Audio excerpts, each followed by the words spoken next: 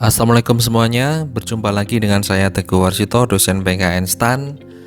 Di pertemuan keempat mata kuliah pengantar pengelolaan keuangan negara 2 ini kita akan membahas materi terkait dengan hubungan keuangan pusat dan daerah (HKPD). Dan ini adalah 3 garis besar atau materi pokok kita hari ini. Yang pertama adalah pembagian kewenangan antara pusat dan daerah. Kemudian yang kedua, hubungan keuangan pusat dan daerah. Kemudian yang ketiga adalah transfer ke daerah dan dana desa.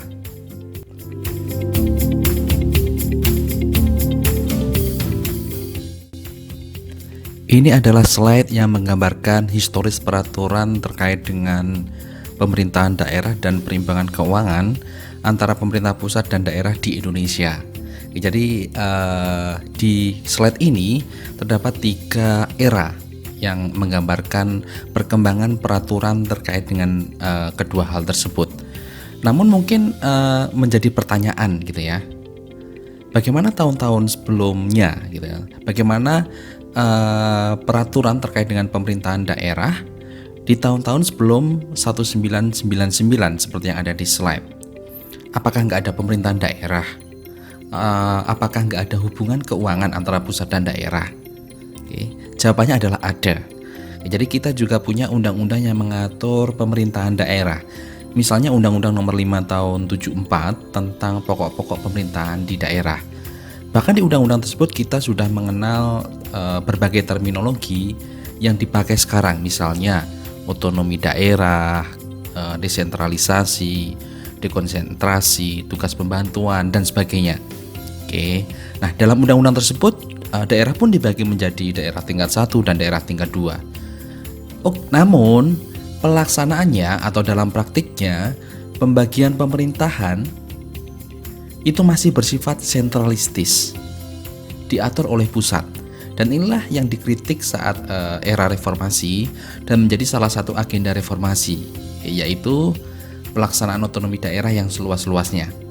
Nah, dan peraturan di era 1 yaitu Undang-Undang Nomor 22 Tahun 99 tentang pemerintahan daerah dan Undang-Undang Nomor 25 Tahun 99 tentang perimbangan keuangan antara pemerintah pusat dan daerah menjadi salah satu tonggak otonomi daerah di Indonesia, yaitu di era 1. Nah, kemudian di era 2 ini sebenarnya adalah reformasi atau pembaruan terhadap undang-undang tersebut. Jadi di era 2 Undang-Undang Nomor 22 Tahun 99 itu diganti dengan Undang-Undang Nomor 32 Tahun 2004 itu tentang pemerintahan daerah, dan Undang-Undang Nomor 25 Tahun 99 diganti dengan Undang-Undang Nomor 33 Tahun 2004 tentang perimbangan keuangan antara pemerintah pusat dan pemerintah daerah.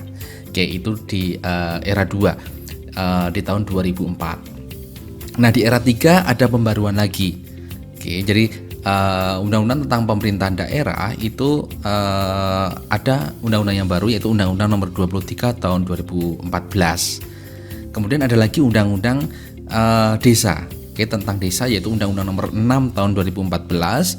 Sedangkan perimbangan keuangan antara pemerintah pusat dan daerah masih memakai peraturan yang lama, yaitu Undang-Undang Nomor 33 Tahun 2004. Oke, jadi ini adalah sekilas menggambarkan historis peraturan terkait dengan pemerintahan daerah dan perimbangan keuangan antara pemerintah pusat dan daerah di Indonesia. Oke, pada intinya ada 3 era ini. Namun yang menjadi catatan adalah sebelum era 1 ini pun sebenarnya Indonesia sudah mempunyai undang-undang, kemudian konsep dan terminologi terkait dengan pembagian pemerintahan antara pemerintahan pusat dan daerah melalui skema otonomi daerah. Cuman itu tadi praktiknya masih tersentralistis.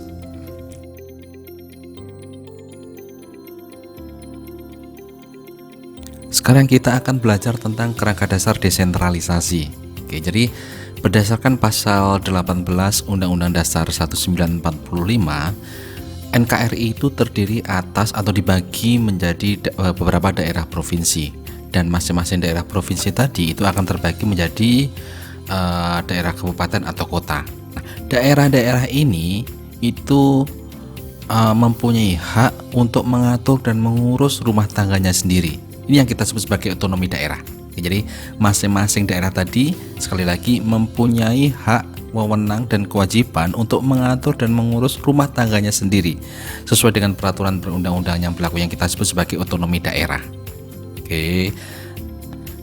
Nah, konsekuensinya apa? Jadi konsekuensinya setelah diberikan otonomi daerah, atau nanti kita bahas terminologinya adalah desentralisasi, gitu kan? Konsekuensinya apa? Ada dua konsekuensi di sini. Yang pertama adalah terjadi perubahan hubungan kewenangan, antara pusat dan daerah. Kemudian yang kedua adalah terjadi perubahan hubungan keuangan antara pusat dan daerah. Jadi yang tadi wewenangnya dengan adanya otonomi daerah, terutama asas desentralisasi, itu wewenang pemerintah pusat itu diserahkan ke daerah. Nah konsekuensi yang kedua adalah hubungan keuangannya juga akan berubah. Mengapa hubungan keuangan atau keuangan antara pemerintah pusat dan daerah itu berubah? Ini yang kita sebut sebagai prinsip money follows function dan money follows program. Setelah fungsi, setelah program itu dan wewenang diserahkan kepada daerah, maka nggak hanya wewenang dong yang diserahkan kepada daerah, tetapi juga pembiayaannya, tetapi juga bagaimana daerah itu bisa melaksanakan program-program tersebut. Jadi harus ada uang, harus ada keuangan juga yang harus dilimpahkan kepada daerah. Inilah konsep money follows function dan money follows program tadi. Nah, terhadap urusan yang diserahkan kepada daerah, dalam hal ini adalah prinsip desentralisasi, maka daerah mempunyai hak untuk merencanakan dan menggunakan APBD, anggaran pendapatan dan belanja daerah. Jadi kalau misalnya kegiatannya itu tersentralis di pusat, maka pembiayaan akan dilakukan dalam mekanisme APBN. Tetapi setelah adanya desentralisasi ini, penyerahan urusan kepada daerah ini, maka pembiayaannya lewat APBD. Dan ini adalah assignment kepada daerah, ada revenue dan ada expenditure. Expenditure-nya ya dalam rangka pelaksanaan urusan yang diserahkan ke daerah tadi. Nah, revenue-nya itu bisa terbagi menjadi paling nggak ada 3 item ini: transfer ke daerah dan dana desa. Jadi nanti akan kita bahas di belakang. Ini merupakan dana APBN yang ditransfer ke daerah. Kemudian pendapatan asli daerah, misalnya pajak daerah, retribusi daerah dan sebagainya. Ini merupakan sumber pendapatan asli yang ada di daerah tersebut, dan juga bisa dengan pinjaman daerah. Sekali lagi untuk pelaksanaan urusan yang diserahkan ke daerah tersebut. Nah, ini merupakan rincian bagaimana tadi hubungan pemerintahan atau hubungan kewenangan dan hubungan keuangan itu berubah setelah adanya otonomi daerah. Nah, ini termaktub dalam amanat dalam Undang-Undang Dasar 45. Di pasal 1 dan pasal 18 rinciannya kalian baca sendiri. Nah, di pasal 18 saya ulangi.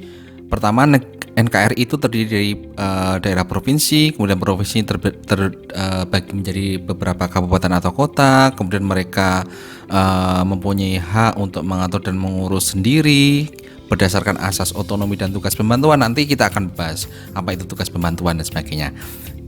Kemudian gubernur, bupati, wali kota itu sebagai kepala pemerintahan daerah.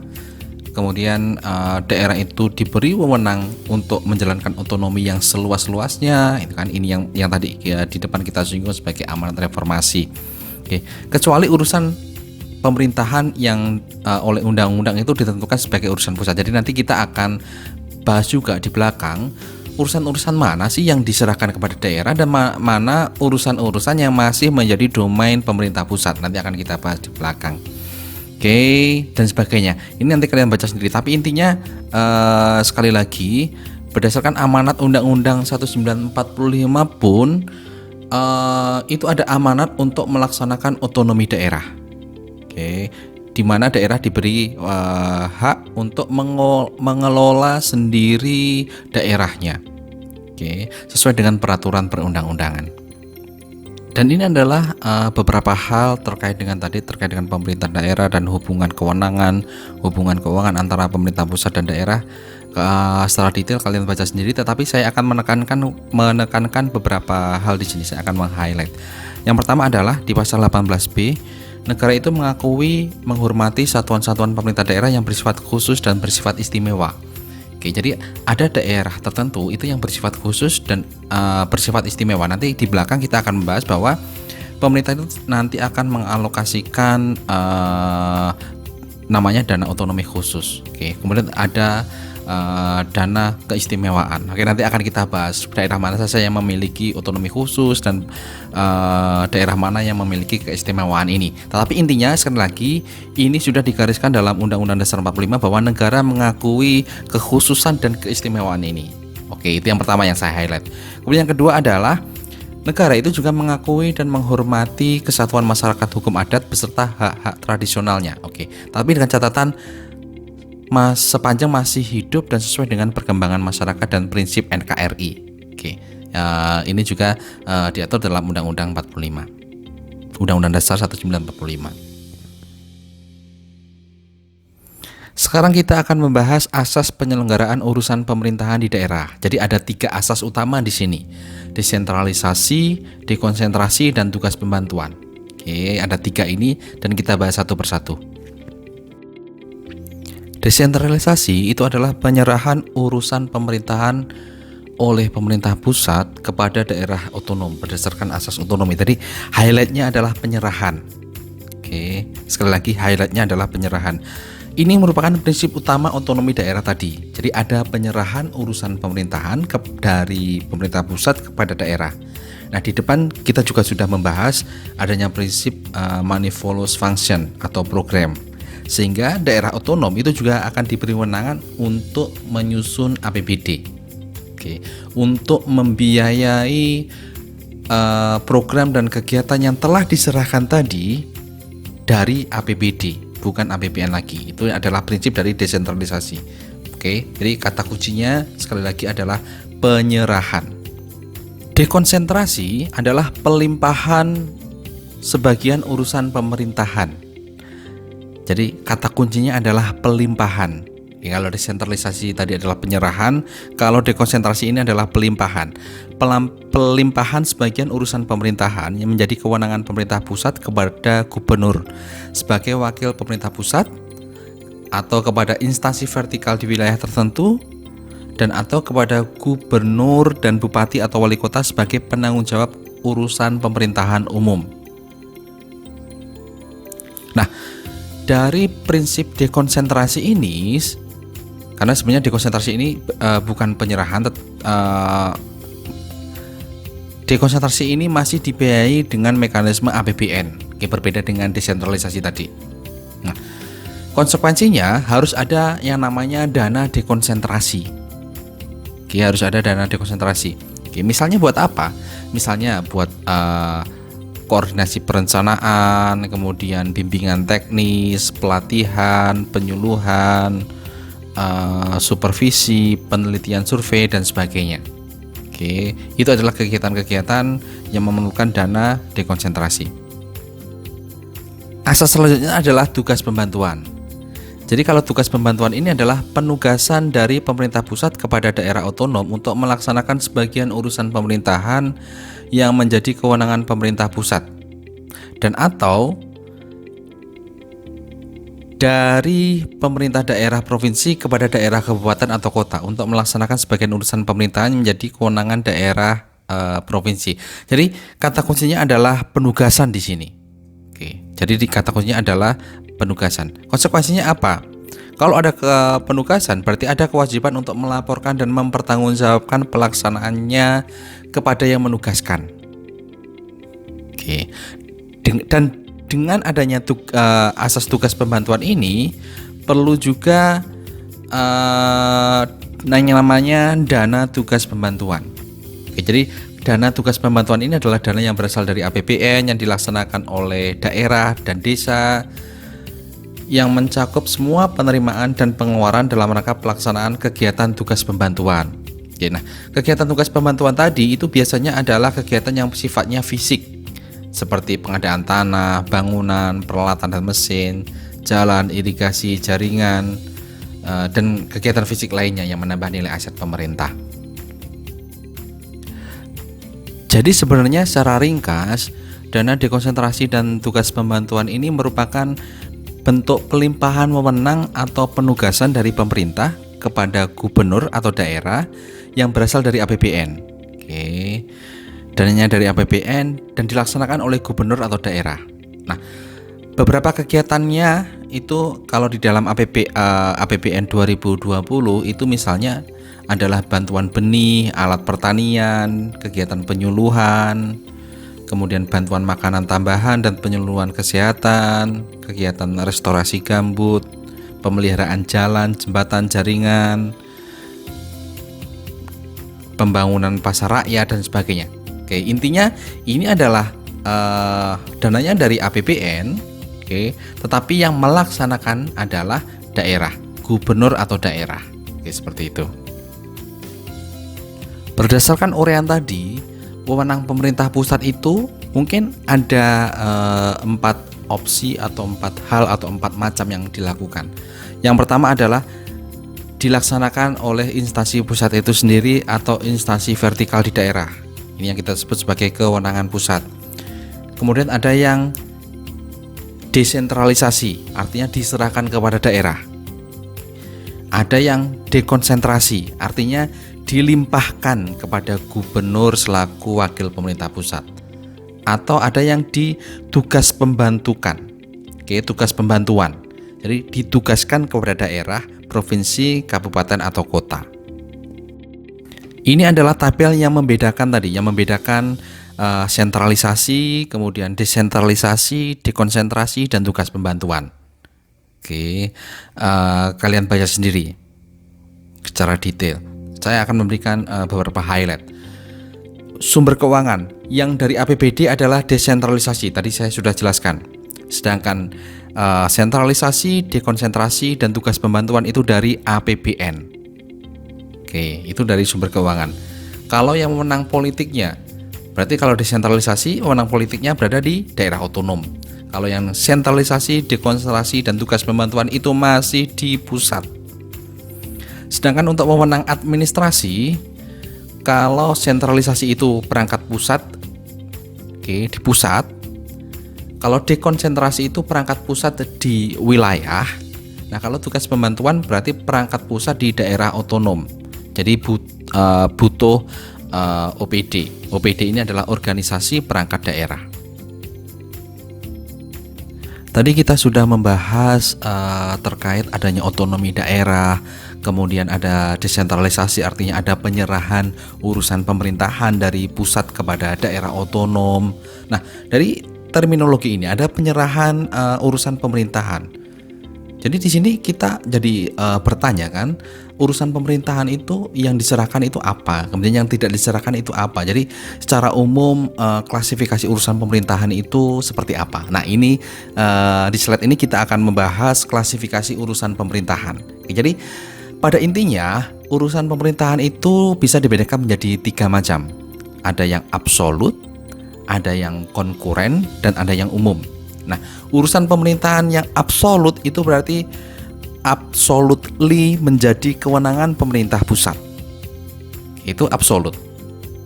Kemudian urusan pemerintahan yang konkuren itu berarti dibagi antara pemerintah pusat dan provinsi atau kabupaten kota. Nah, urusan pemerintahan konkuren yang diserahkan kepada daerah, provinsi, kabupaten, kota, inilah yang kita sebut yang mendasari pelaksanaan otonomi daerah. Yang ketiga adalah urusan pemerintahan umum. Artinya urusan pemerintah ini merupakan kewenangan presiden sebagai kepala pemerintahan. Oke. Jadi ada 3 urusan pemerintahan ini berdasarkan Undang-Undang Nomor 23 Tahun 2014 tentang pemerintahan daerah. Oke. Sekali lagi ada absolutely punyanya pemerintah pusat. Ada yang konkuren, itu dibagi antara yang punya pusat dan yang punya daerah, dan ada yang urusan yang sifatnya umum, artinya ini merupakan kewenangan presiden selaku kepala pemerintahan. Sekarang kita akan merinci klasifikasi urusan pemerintahan tadi. Oke, yang pertama adalah yang sifatnya absolut. Oke, sekali lagi absolutely urusannya pemerintah pusat. Oke, paling nggak ada 6 urusan pemerintahan ini yang menjadi tanggung jawab pemerintah pusat dan tidak diserahkan kepada daerah. Apa itu? Yang pertama adalah pertahanan, yang kedua keamanan, yang ketiga adalah agama, yang keempat adalah justisi, kelima politik luar negeri, dan keenam adalah moneter dan fiskal. Dan semuanya ini akan dibiayai dengan mekanisme APBN. Urusan pemerintahan yang kedua adalah urusan yang sifatnya konkuren. Oke, nah urusan konkuren ini bisa kita bedakan lagi menjadi urusan yang wajib dan ada yang urusan yang pilihan. Oke. Urusan wajib ini bisa kita bedakan menjadi dua juga, yaitu yang terkait dengan pelayanan dasar dan non pelayanan dasar. Oke, nanti di slide selanjutnya akan kita uraikan lebih lanjut terkait dengan urusan konkuren ini. Nah, sekali lagi urusan konkuren ini bisa diserahkan kepada daerah dengan mekanisme tadi, otonomi daerah dan desentralisasi tadi. Nah, setelah diserahkan maka anggarannya dibiayai dengan APBD. Oke. Asas pelaksananya ini, urusan pemerintah menjadi kewenangan daerah dilaksanakan berdasarkan asas otonomi. Oke. Dan hak daerah adalah untuk mengatur dan mengurus urusan yang tadi. Oke. Yang kita sebut sebagai hak otonomi daerah tadi. Ini adalah urusan yang konkuren. Yang ketiga adalah urusan pemerintah yang sifatnya umum. Oke, jadi ini merupakan kewenangan presiden selaku kepala pemerintahan. Dan untuk yang di daerah itu akan dilaksanakan oleh gubernur, bupati atau wali kota di wilayahnya masing-masing. Dan ini akan dibiayai dari APBN. Oke. Nah, pelaksanaannya tadi di daerah dilaksanakan oleh gubernur, bupati dan wali kota sebagai wakil pemerintah pusat, dibantu oleh instansi vertikal, dan pertanggungjawaban gubernur akan bertanggung jawab pada presiden melalui Mendagri, dan bupati atau wali kota bertanggung jawab pada Mendagri melalui gubernur sebagai wakil pemerintah pusat tadi.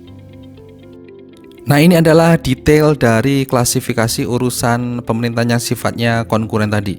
Oke, sekali lagi yang wajib itu terkait dengan pelayanan dasar maupun yang tidak terkait dengan pelayanan dasar. Yang terkait dengan pelayanan dasar misalnya ada 6 ini, dari pendidikan, kesehatan dan sebagainya. Nanti kalian baca sendiri. Yang tidak terkait dengan pelayanan dasar misalnya tenaga kerja, pemberdayaan perempuan, pangan, pertanahan, lingkungan hidup, dan sebagainya. Nanti kalian baca sendiri, ada 18 jenis. Kemudian yang urusan konkuren yang sifatnya pilihan, ini tergantung dengan karakteristik masing-masing daerah. Oke, jadi misalnya ada kelautan perikanan, pariwisata, pertanian dan sebagainya. Oke, dan sekali lagi urusan konkuren ini bisa diserahkan kepada daerah. Oke, dengan tadi ya, dengan prinsip otonomi daerah tadi.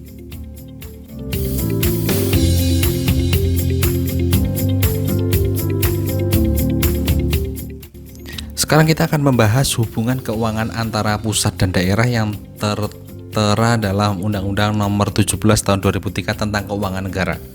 Oke, jadi secara detail kalian baca sendiri, tetapi paling enggak mungkin ada 3 hubungan ini ya. Yang pertama, pemerintah pusat itu akan mengalokasikan yang namanya dana perimbangan kepada pemerintah daerah. Oke, ini hubungannya. Pemerintah pusat akan mengalokasikan dana perimbangan kepada pemerintah daerah. Oke. Yang kedua, pemerintah pusat itu dapat memberikan pinjaman dan atau hibah kepada pemerintah daerah atau sebaliknya. Oke. Kemudian ini yang dalam pasal 22, dan kalau di pasal 23 itu pemerintah pusat itu bisa menerus pinjamkan pinjaman dan atau hibah kepada pemerintah daerah. Oke, jadi itu hubungan keuangan pemerintah pusat dan daerah. Nah, sedangkan ini adalah hubungan keuangan antara pusat dan daerah dalam Undang-Undang Nomor 23 Tahun 2014 tentang pemerintahan daerah.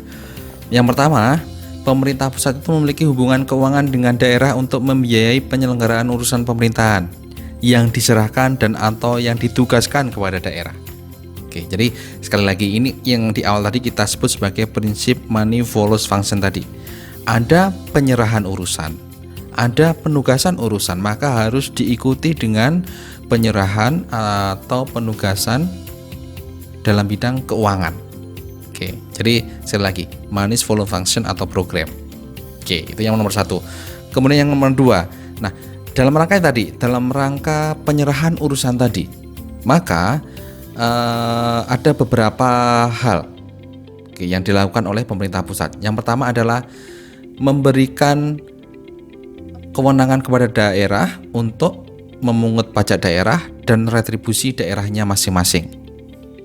Oke, yang pertama. Kemudian yang kedua adalah pemerintah pusat itu juga akan memberikan dana yang bersumber dari perimbangan keuangan, yang kita sebut sebagai dana perimbangan keuangan. Kemudian yang ketiga adalah pemberian dana penyelenggaraan otonomi khusus.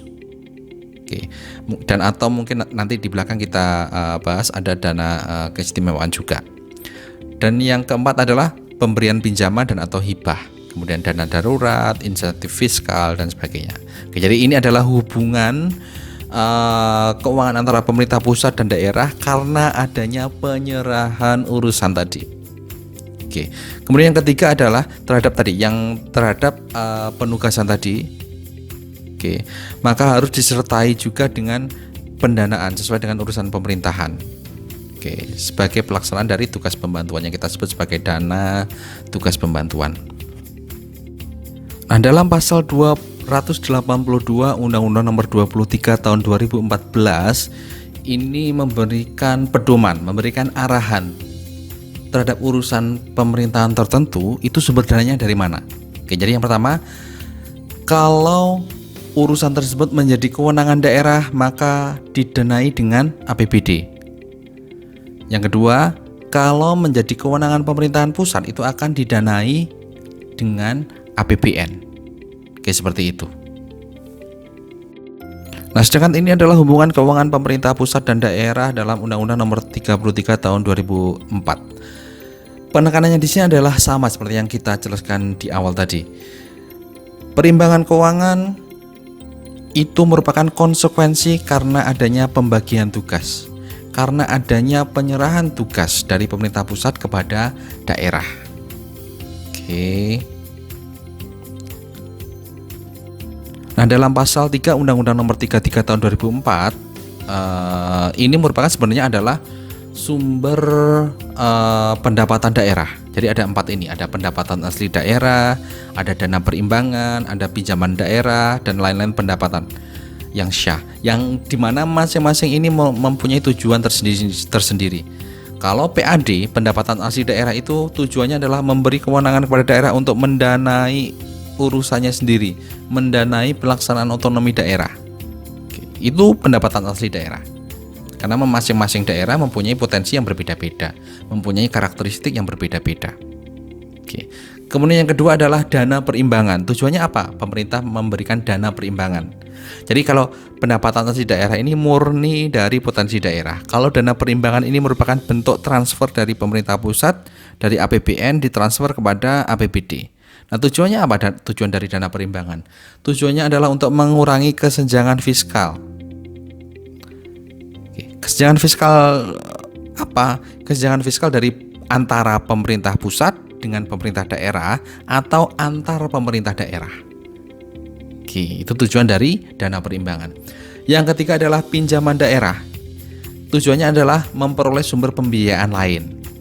Yang keempat adalah lain-lain pendapatan, berarti memberikan peluang untuk mendapatkan pendapatan-pendapatan lain selain 3 di atas tadi. Nah, ini adalah struktur dana transfer ke daerah dan dana desa dalam APBN.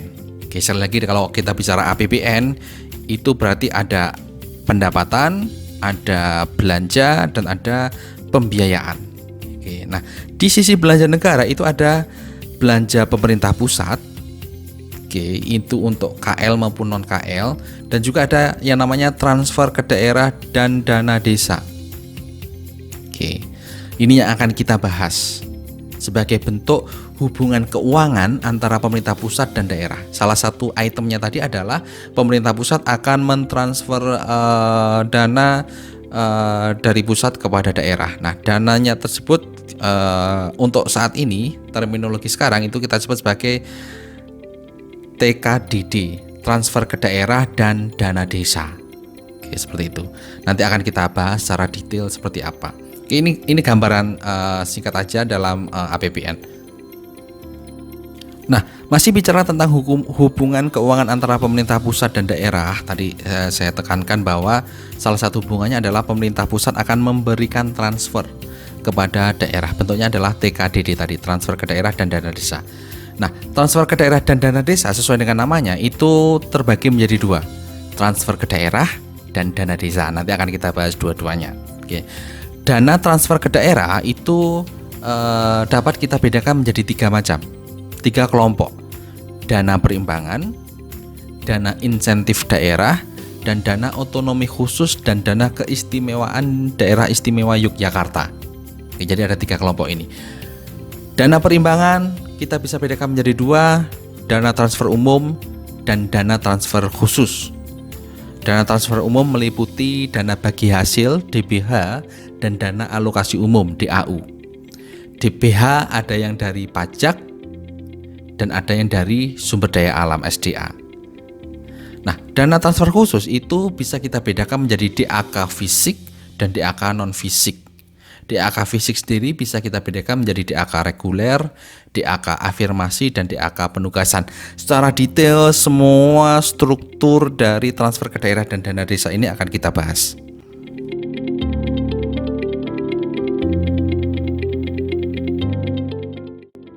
Oke, pembahasan pertama kita terkait dengan transfer ke daerah dan dana desa adalah dana perimbangan. Oke, dana perimbangan itu merupakan dana yang sumbernya dari APBN dialokasikan kepada daerah untuk mendanai kebutuhan daerah dalam rangka pelaksanaan dari desentralisasi. Oke, dana perimbangan tadi kita sudah bahas terdiri dari dana transfer umum dan dana transfer khusus. Oke. Dana transfer umum sesuai dengan namanya, umum, ini merupakan dana yang block grant. Peruntukannya adalah umum. Peruntukannya diserahkan kepada daerah. Kewenangannya diserahkan kepada daerah. Oke, contohnya apa? Dana transfer yang sifatnya umum tadi. Tidak ada tujuan spesifik yang dipersyaratkan. Apa saja? Ada dana bagi hasil dan dana alokasi umum. Nanti akan kita bahas di belakang. Oke, tapi intinya ini adalah block grant umum. Kemudian yang kedua adalah dana transfer khusus. Sesuai dengan namanya, ini dialokasikan untuk mendanai kegiatan tertentu. Oke, yang khusus, yang tertentu, yang menjadi kewenangan daerah. Nanti akan kita bahas ada 2, DAK fisik dan DAK non fisik. Jadi sekali lagi, dana alokasi khusus ini peruntukannya itu sudah ditentukan untuk mendanai kegiatan tertentu yang menjadi kewenangan daerah sesuai dengan prioritas nasional dan prioritas daerah. Oke, nah, mengapa pemerintah memberikan dana perimbangan? Ini tujuannya ada 3. Di awal tadi sempat saya singgung 2 di antaranya. Yang pertama adalah mengurangi ketimpangan antara pusat dan daerah yang kita sebut sebagai vertical imbalance. Yang kedua adalah mengurangi ketimpangan sumber pendanaan antar daerah, horizontal imbalance. Dan ada mengurangi kesenjangan pelayanan publik antar daerah. Oke, jadi ada tiga tujuan ini mengapa pemerintah mengalokasikan dana perimbangan kepada daerah. Sekarang kita akan merinci dana perimbangan tadi. Di awal tadi saya sudah menyebutkan bahwa dana perimbangan itu bisa dibedakan atau dikelompokkan menjadi 2, dana transfer yang sifatnya umum dan dana transfer khusus. Yang umum itu terdiri dari DBH dan DAU. Kemudian yang sifatnya khusus ada dana alokasi khusus. Oke, sekarang kita akan bedakan dari sisi pengertiannya dulu. Oke, yang pertama adalah dana alokasi umum. Jadi ini adalah dana yang sumbernya dari APBN, dialokasikan dengan tujuan untuk pemerataan kemampuan keuangan antar daerah. Oke, jadi sekali lagi ini tujuannya adalah kalau kita sebut tadi adalah sebagai horizontal imbalance, mengatasi horizontal imbalance. Oke, itu DAU. Kemudian DBH. DBH itu apa? DBH itu adalah dana yang bersumber dari pendapatan APBN yang dialokasikan kepada daerah berdasarkan angka persentase tertentu untuk mendanai kebutuhan daerah. Oke, itu dana bagi hasil. Angkanya itu berdasarkan angka persentase tertentu. Yang terakhir adalah dana alokasi khusus DAK, yaitu dana yang bersumber dari APBN dialokasikan kepada daerah tertentu dengan tujuan untuk membantu mendanai kegiatan khusus. Oke, yang merupakan urusan daerah. Oke, dan sesuai dengan prioritas daerah dan prioritas nasional tadi di awal sudah kita sebut. Oke, gitu ya. Pak, ini sebenarnya definisi ini lebih menekankan pada perbedaan tujuannya. Oke, kita membahas dana bagi hasil. Oke, di awal tadi saya sudah sempat menyinggung bahwa dana bagi hasil itu merupakan dana yang dialokasikan atau dibagi hasilkan kepada daerah. Jadi dari total penerimaan negara itu dari mungkin dari sektor tertentu itu akan dibagi hasilkan kepada daerah dengan persentase tertentu. Oke, ini yang kita sebut sebagai dana bagi hasil.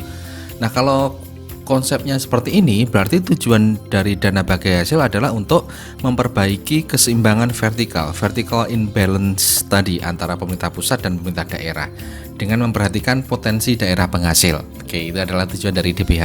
Nah,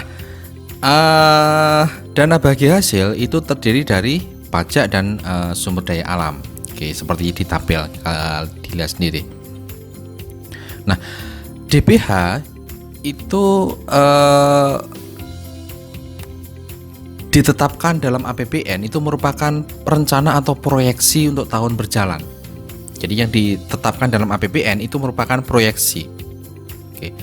Yang disalurkan itu berdasarkan actual revenue. Oke, jadi seharusnya yang disalurkan adalah berdasarkan actual revenue, sehingga pada akhirnya itu perlu dilakukan penyesuaian atas proyeksi awal tadi.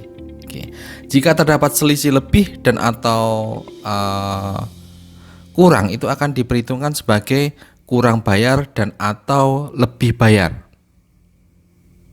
Oke, untuk diselesaikan pada tahun anggaran berikutnya. DBH dari pajak itu bersumber dari PPh pasal 21 dan pasal 25 atau 29 orang pribadi. Oke, jadi bukan badan ya, orang pribadi. Kemudian dari PBB dan cukai hasil tembakau. Oke, jadi ini PBB yang merupakan wewenangnya pemerintah pusat. Oke. Nah, DBH sumber daya alam itu bersumber dari migas, kemudian pertambangan mineral dan batu bara, minerba, lewat iuran tetap dan royaltinya. Oke, kemudian dari kehutanan itu lewat misalnya dari provisi sumber daya hutan, artinya penggantian nilai intrinsik dari hasil hutan yang diambil. Kemudian dari iuran izin usaha pemanfaatan hutan. Jadi sebelum memanfaatkan hutan harus izin, harus membayar ini sebagai PNBP dan nanti akan dibagi hasilkan. Kemudian ada dana reboisasi juga yang akan dibagi hasilkan dari perikanan dan panas bumi. Jadi ini adalah sumber-sumber DBH untuk DBH sumber daya alam. Nah, DBH pajak dan DBH sumber daya alam itu dibagikan berdasarkan dua prinsip, yaitu prinsip by origin dan prinsip based on actual revenue. Artinya dari prinsip by origin apa? Berdasarkan prinsip by origin ini, maka daerah penghasil pajak atau daerah yang menghasilkan PNBP dari sumber daya alam itu akan mendapat bagian DBH yang lebih besar dibandingkan daerah lain dalam satu provinsi. Oke, ini yang kita sebut sebagai by origin. Originnya dari mana, sumbernya dari mana pajak ataupun PNBP itu, maka daerah itu harus memperoleh porsi yang lebih tinggi. Ini yang kita sebut sebagai by origin. Sedangkan daerah lain itu akan mendapatkan, daerah lain akan mendapatkan, tapi berdasarkan asas pemerataan saja. Oke, bukan prioritas tadi. Oke, itu prinsip by origin. Sedangkan prinsip based on actual revenue artinya penyaluran DBH itu dilakukan berdasarkan realisasi penerimaan negara. Jadi terrealisasi berapa, baru dihitung persentasenya berapa, itu yang akan dibagi hasilkan. Itu yang kita sebut sebagai prinsip based on actual revenue.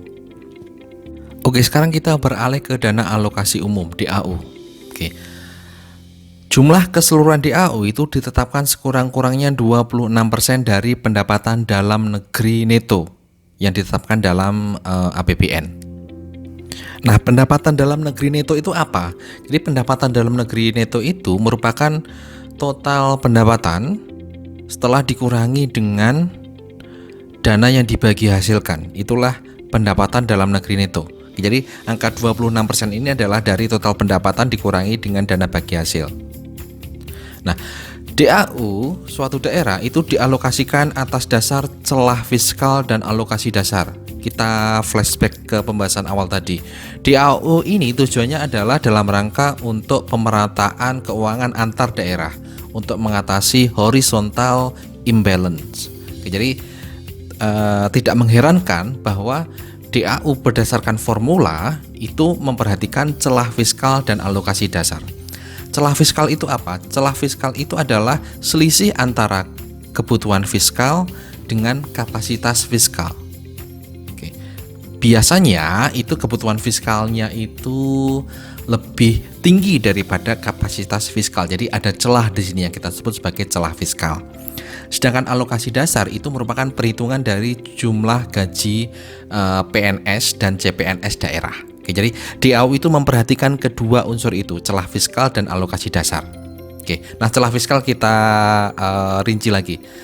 Celah fiskal tadi adalah kebutuhan fiskal dikurangi dengan kapasitas fiskal. Nah, kebutuhan fiskal itu apa? Kebutuhan fiskal itu adalah kebutuhan untuk melaksanakan fungsi layanan umum. Itu kebutuhan fiskal. Nah, bagaimana kita menghitung kebutuhan fiskal suatu daerah? Kita memperhitungkan atau mempertimbangkan beberapa indikator, di mana indikator ini nanti akan mencerminkan kebutuhan pendanaan di suatu daerah, di suatu kabupaten, di suatu kota. Apa itu indikatornya?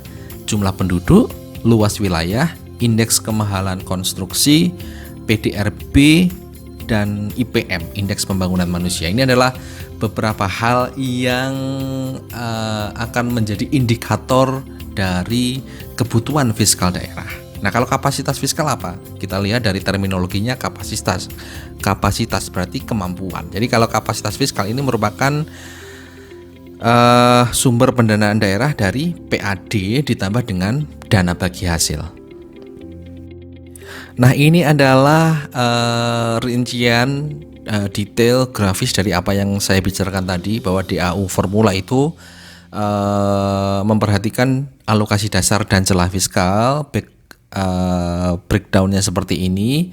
Kemudian bagaimana cara Kementerian Keuangan, terutama Direktorat Jenderal Perimbangan Keuangan itu menentukan alokasi DAU formula. Ini berdasarkan data-data ini, dan kalian baca sendiri datanya diperoleh dari mana saja. Itu sesuai dengan grafis ini. Nah, pada tahun 2020 DAU itu terdiri dari dua macam, DAU formula dan DAU tambahan. DAU formula, bagaimana cara memformulasikan DAU telah kita bahas sebelumnya. Itu yang tadi kita bahas ini adalah DAU formula. Nah, selain DAU formula, juga ke daerah itu akan diberikan juga DAU tambahan. DAU tambahan ini adalah untuk mengakomodasi ketiga hal ini, yaitu untuk bantuan bagi kelurahan yang biasa disebut sebagai dana kelurahan, kemudian bantuan untuk penyetaraan penghasilan tetap siltap kepala desa dan perangkat desa, maupun untuk bantuan pendanaan untuk penggajian PPPK. Oke, jadi dari ketiga hal ini akan diberikan DAU tambahan. Jadi total DAU yang diberikan kepada kabupaten atau kota itu adalah DAU formula ditambah dengan DAU tambahan ini. Oke, nah bagaimana penyalurannya? Kalau DAU formula itu akan disalurkan setiap bulan, nilainya adalah 1/12 dari total. Oke, itu DAU formula.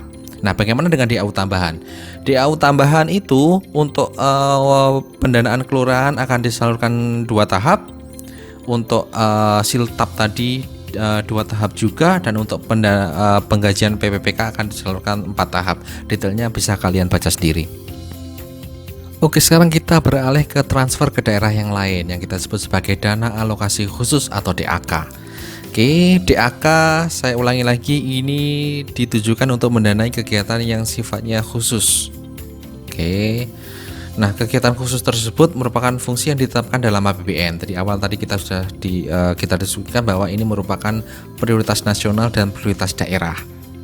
Oke, nah dalam menetapkan kriteria DAK itu meliputi atau mempertimbangkan kriteria umum, kriteria khusus, dan kriteria teknis. Kriteria umum itu mempertimbangkan kemampuan keuangan daerah. Kriteria khusus itu memperhatikan karakteristik daerah dan peraturan perundang-undangan, sedangkan kriteria teknis itu ditetapkan oleh Kementerian Teknis, Kementerian Negara atau Departemen Teknis. Dana alokasi khusus itu terbagi menjadi dua, DAK fisik dan DAK non-fisik.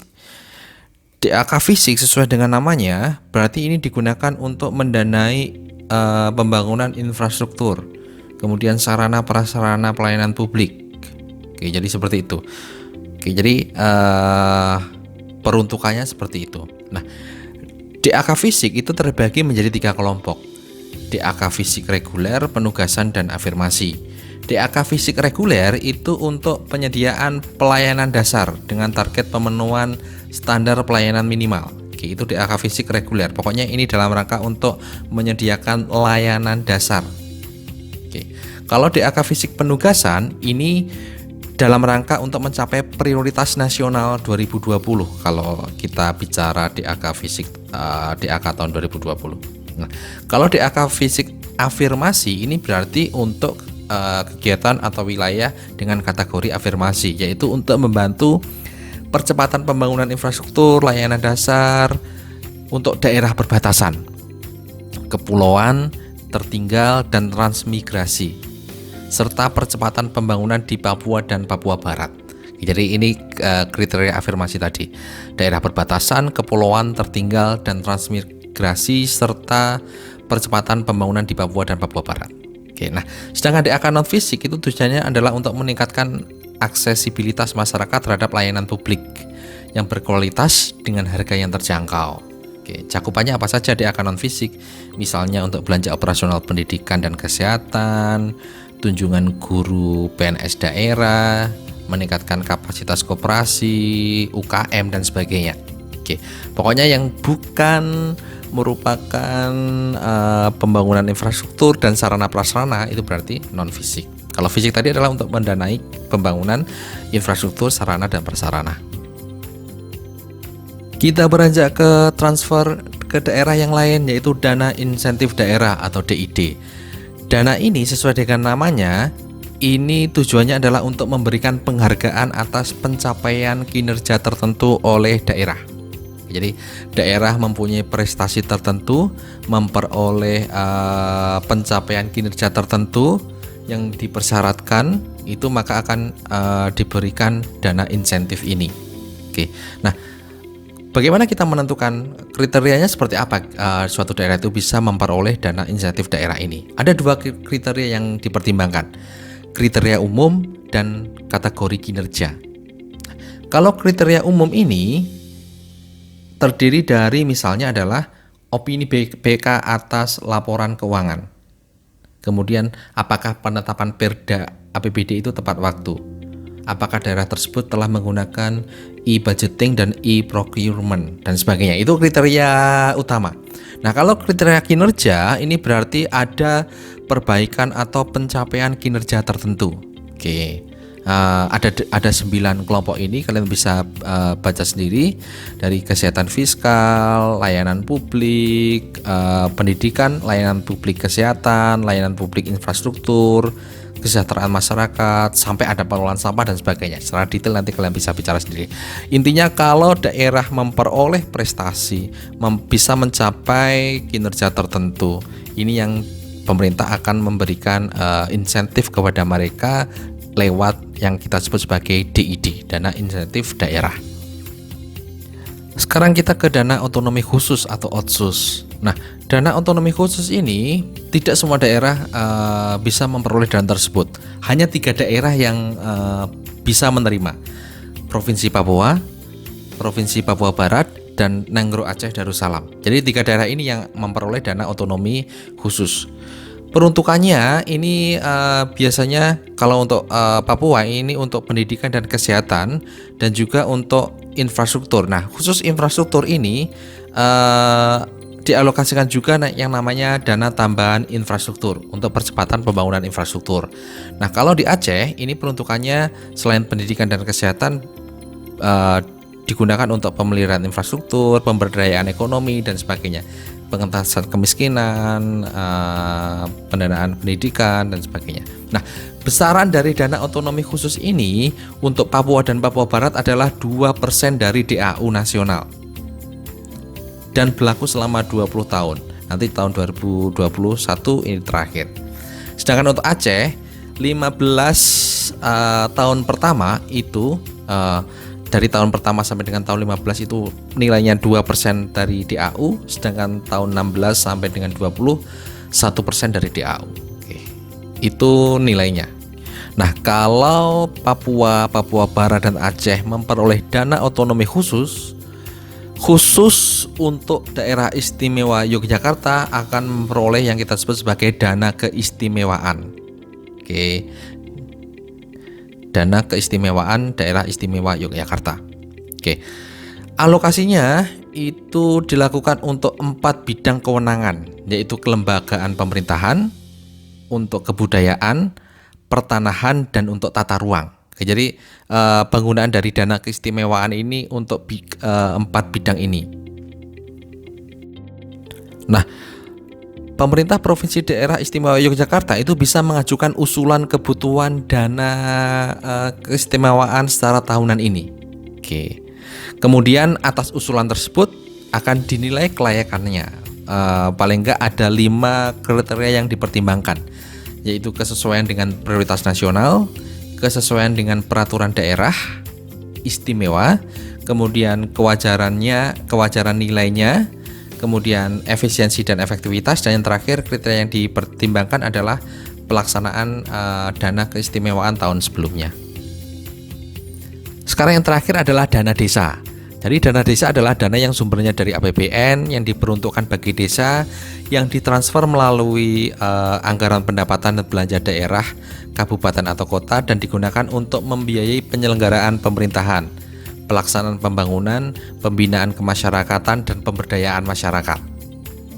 Oke, penganggaran dana desa dilakukan oleh DJPK dengan menyusun indikasi kebutuhan dana desa. Nah, indikasi kebutuhan dana desa ini mempertimbangkan ketiga hal ini, yaitu persentase dana desa yang ditetapkan dalam peraturan perundang-undangan, kinerja pelaksanaan dana desa, dan kemampuan keuangan negara. Nah, pertanyaannya adalah bagaimana cara pemerintah itu membagi dana desa untuk masing-masing daerah. Oke, ada 4 kriteria ini yang dipertimbangkan: alokasi dasar, alokasi afirmasi, alokasi kinerja, dan alokasi formula. Alokasi dasar berarti ini adalah nilainya adalah sebesar 69% dari alokasi dana desa. Itu akan dibagi secara proporsional, secara merata kepada setiap desa secara nasional. Itu alokasi dasar. Pokoknya 69% dari alokasi dana desa akan dibagi secara merata ke semua desa di Indonesia. Itu alokasi dasar. Kalau alokasi afirmasi, 1,5% dari alokasi dana desa itu akan dibagi secara proporsional kepada daerah dengan desa dengan kriteria afirmasi, yaitu desa tertinggal dan sangat tertinggal. Oke, itu alokasi afirmasi. Kalau alokasi kinerja berarti 1,5% dari alokasi dana desa itu akan diberikan ke desa dengan kinerja terbaik. Oke, nanti kriteria kinerja terbaik bisa kalian baca sendiri. Itu alokasi kinerja. Oke, tadi dari alokasi dana desa 69% untuk dasar, 1,5% untuk afirmasi, berarti sudah 70,5%. Alokasi kinerja 1,5% berarti sudah 72% yang diambil. Tinggal 28% dari alokasi dana desa itu akan dibagi berdasarkan alokasi formula. Alokasi formula, indikator yang dipertimbangkan adalah jumlah penduduk, angka kemiskinan, luas wilayah, dan tingkat kesulitan geografis. Nah, setelah diperhitungkan tadi, maka setiap daerah, kabupaten atau kota itu akan melakukan perhitungan rincian untuk setiap desa di wilayahnya masing-masing. Oke, nah dana desa itu akan disalurkan dari rekening kas umum negara ke rekening kas desa. Oke, jadi langsung dari rekening kas umum negara ke rekening kas desa melalui pemberitahuan atau tembusan kepada rekening kas umum daerah atau RKUD. Oke, penyalurannya nanti direncanakan di tahun 2020 3 tahap, 40%, 40%, 20%. Nah, untuk desa yang statusnya mandiri akan dilakukan 2 tahap, 60% dan 40%. Rinciannya bisa kalian baca sendiri. Dan ini adalah capaian dana desa sampai dengan tahun 2018. Bagaimana dana desa bisa menunjang aktivitas ekonomi masyarakat desa dan meningkatkan kualitas hidup di masyarakat desa. Oke, terima kasih.